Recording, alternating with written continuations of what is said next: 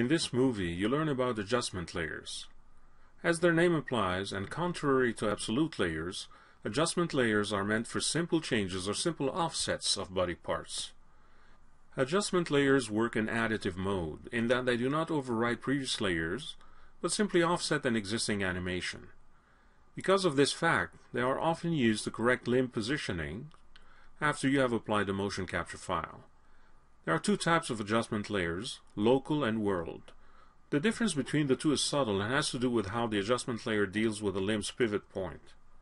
Most often, you'll find yourself using the world adjustment layers, as it is more predictable and easier to use. In this scene, you have the familiar character you have worked on previously, skinned to a rig that's been adjusted to his body shape.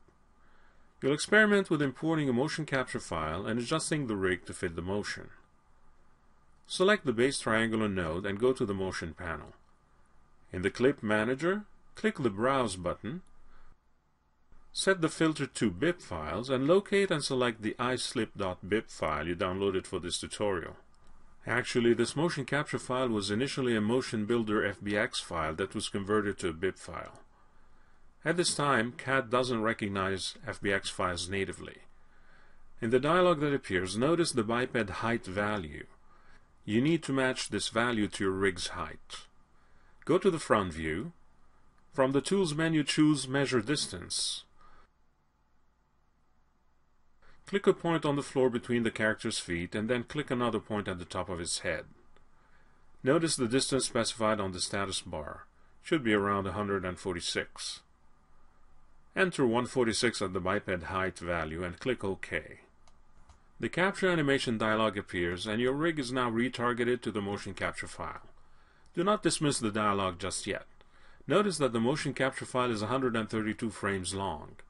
Adjust your animation length accordingly. If you wish, you can even set it a bit longer at 150 frames. Scrub the animation.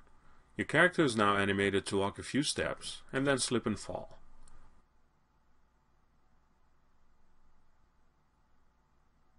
As you look closely, there are a few discrepancies, such as the feet floating slightly above the ground. The head, neck, and shoulders could also use some adjustments.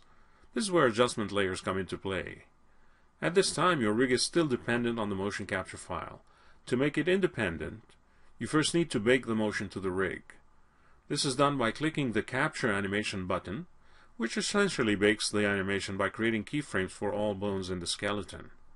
If you select any bone in the skeleton at this time, you'll see that it has a keyframe for every frame of the animation.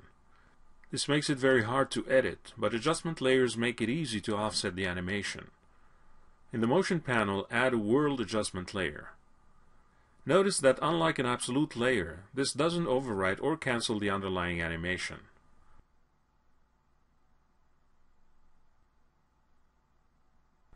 Enable Auto Key.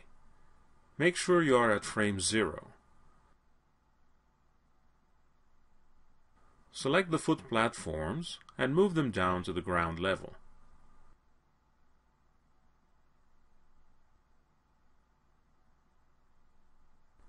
Again, notice how the change you introduced is only a slight offset of the feet positions. The underlying animation is still intact. Similarly, make small adjustments to the head and chest at frame 0.